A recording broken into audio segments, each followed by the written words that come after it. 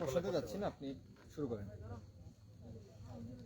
আপনারা অবগত আছেন যে 19 তারিখ থেকে আমাদের 24 জন শিক্ষার্থী আমরণ অনশনে অংশগ্রহণ করেন এবং 22 তারিখ রাতে আরও 4 জন শিক্ষার্থী অনশনে যোগ দেন।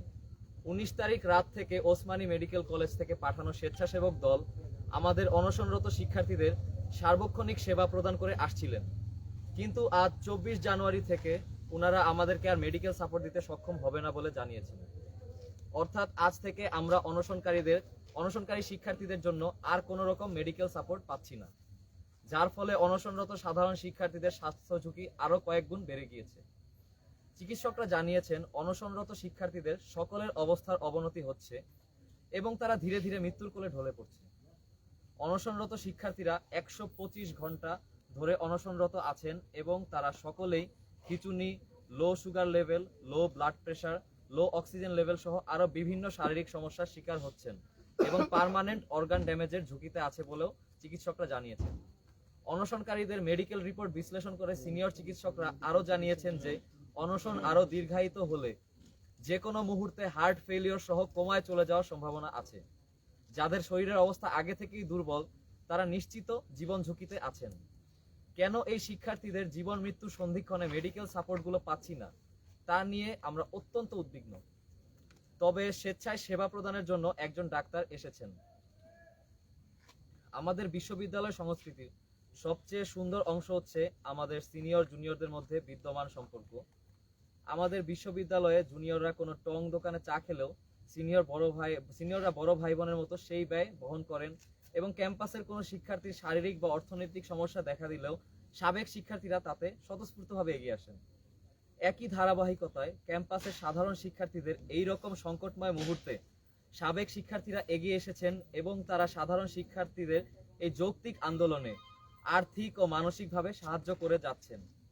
কিন্তু আজ 24 জানুয়ারি দুপুর থেকে যে সকল মোবাইল ব্যাংকিং নম্বরে অর্থ প্রেরণ করা হচ্ছিল সেই নম্বরগুলো আর কাজ করছে না, যা নিশ্চিত করেছেন আন্দোলনরত বর্তমান শিক্ষার্থী আরিফুল ইসলাম।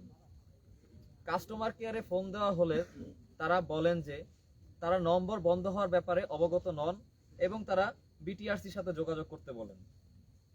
আমাদের সমসাময়িক পরিস্থিতির বিবেচনায় উক্ত নম্বরগুলো বন্ধ হওয়ায় আমরা অত্যন্ত উদ্বিগ্ন এবং শঙ্কিত। আজ বিকাল 6টার দিকে প্রক্টোরিয়াল বডির সদস্যবৃন্দ এবং ছাত্র উপদেষ্টা ও নির্দেশনা শিক্ষার্থীদের অনশন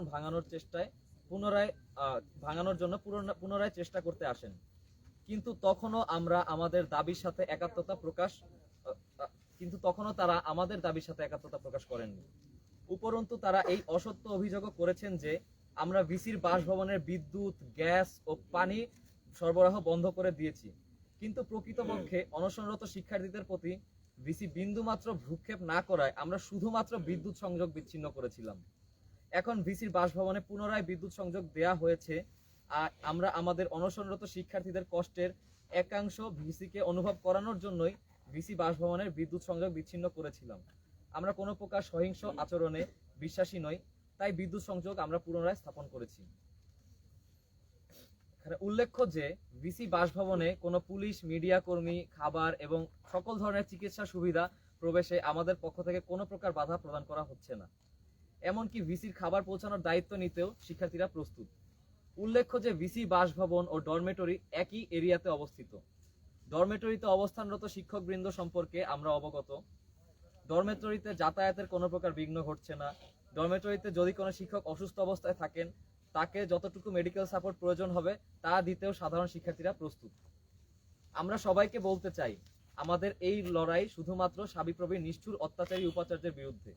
তাই ভিসি ভবনের সাথে একই সংযোগে সংযুক্ত ডরমেটরি এবং গেস্ট হাউসের অভ্যন্তরস্থ শিক্ষক ও কর্মচারীদের ভোগান্তি আমাদের উদ্দেশ্য নয়। তাই এই একদিনে আপনাদের যে সমস্যা পোহাতে হয়েছে তার জন্য আমরা একান্তই দুঃখিত। তবে আমাদের 24 জন অনশনকারী সহযোদ্ধারা সিলেটের এই তীব্র শীতে যে ভয়ঙ্কর কষ্ট করে যাচ্ছেন তার কিয়দংশ হলেও আমরা এই ভিসিকে ফিরিয়ে দিতে চেয়েছিলাম।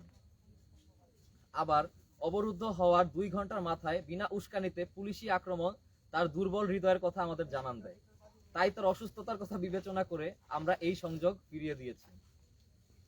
এবার আজ রাত 11:30টার দিকে অনশনরত শিক্ষার্থীদের মঞ্চের সামনে থেকে ভিসির বাসভবনের গেট দিয়ে একজন নিরাপত্তা কর্মী একটি পার্সেল নিয়ে ঢুকতে গেলে আন্দোলনরত একজন শিক্ষার্থী সন্দেহপ্রবণ হয়ে তাকে তল্লাশি করে এবং তল্লাশির মাধ্যমে তার কাছ থেকে ফেন্সিডিল উদ্ধার করা হয়।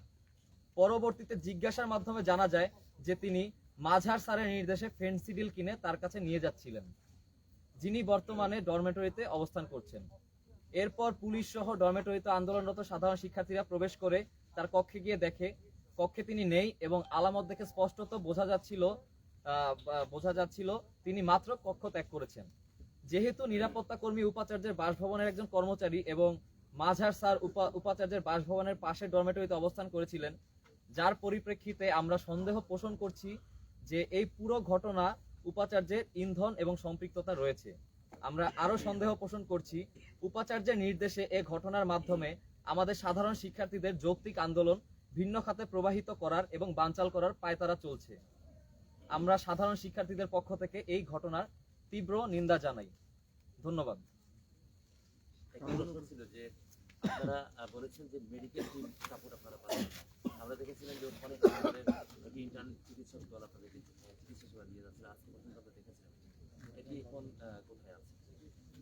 আচ্ছা, এখন হচ্ছে আমরা ওনাদের সাথে যোগাযোগ করলেও দেখা যাচ্ছে ওনাদের পাওয়া যাচ্ছে না আগের মতন। আর এখন আমাদের যে সাপোর্টটা দিচ্ছেন উনি আসলে স্বেচ্ছায় সেই উনি কোন হাসপাতালে? উনি ওসমানী। আচ্ছা, আরেকটা প্রশ্ন হচ্ছে যে এখানে দেখেছিলাম আমরা অ্যাম্বুলেন্স ছিল ভেতরে, সেক্ষেত্রে যারা অসুস্থ চিকিৎসা শিক্ষার্থী যারা ছিল তাদেরকে নিয়ে যাওয়া আসার ক্ষেত্রে এখন আমরা দেখছিলাম যদি কোনো ধরনের কোনো অসুস্থতা হয় সেক্ষেত্রে অ্যাম্বুলেন্স দেখছি না।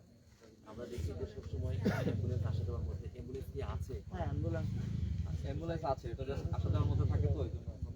আচ্ছা, সামাজিক যোগাযোগ মাধ্যম এবং বিভিন্ন সূত্র বলছে যে আপনাদের এখানে ডোনেশন করার জন্য দুজন শিক্ষার্থীকে, সাবেক শিক্ষার্থী, একজন আর্কিটেকচার এবং আর একজন এই মুহূর্তে বলতে পারছি না, তাদেরকে সিএসসি তুলে নিয়ে যাওয়া হয়েছে। তাদের সঙ্গে আপনাদের কোনো যোগাযোগ হয়েছে কিনা বা এই বিষয়ে আপনারা কিছু এখনো নিশ্চিত হতে পেরেছেন কিনা? আমরা আসলে সামাজিক যোগাযোগ মাধ্যমেই আমরা দেখেছি ব্যাপারটা। মানে তাদের সঙ্গে যোগাযোগ করা সম্ভব হয়েছে কিনা? তাদের সঙ্গে আমরা যোগাযোগ করতে পারিনি, তবে আপনারা যেহেতু মিডিয়া কর্মী আমরা বলবো যে আপনারা একটু খতিয়ে দেখেন। আপনারা কি তাদের ফোন বন্ধ পেয়েছেন বা ফোন দিতে? আমরা যোগাযোগ করিনি ভাইদের সাথে, কিন্তু আমরা শুনেছি, মানে অন্যদের কাছ থেকেও শুনেছি যে ওদের আসলেই তুলে নিয়ে যাওয়া হয়েছে। কিন্তু আপনারা আসলে আরো ভালো খতিয়ে আপনারা দেখতে কি পারবেন। কিছুটা শঙ্কিত হয়ে যোগাযোগ করেননি এমন কিছু? না, আমরা খোঁজ খবর নিয়েছি কিন্তু আমাদের সাথে সরাসরি যোগাযোগ ছিল না, তাই যোগাযোগ করিনি। ওকে। আর ভিসির বাসভবনে আজকে আপনারা কিছুক্ষণ আগে বললেন যে বিদ্যুৎ আবার ফিরিয়ে দিয়েছেন।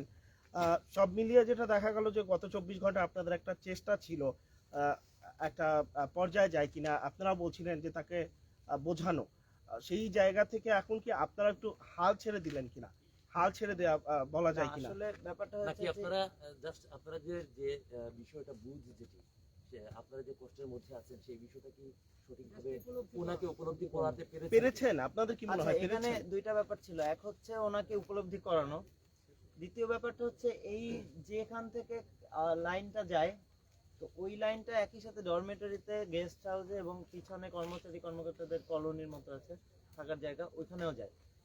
তো ওনারা আমাদের বলেছিলেন যে ওনাদের ওখানেও বিদ্যুৎ সংযোগ নেই।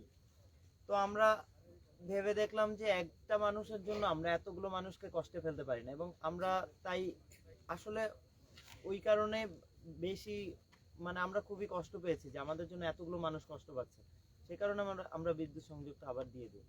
আচ্ছা, শেষ করে দেন। লাস্ট কোশ্চেন একটা, যে গত 24 ঘন্টায় যিনি অনুভব করলেন না, আপনারা তো প্রায় 130 ঘন্টার উপরে অনশনে রয়েছেন, কি মনে হয় এখন আপনারা যেই অনশন একটা অবশ্যই ফলাফলের জন্য, সেটা এখন কতটা আপনারা আশাবাদী বা পরবর্তী কর্মসূচি কি হতে যাচ্ছে আপনাদের?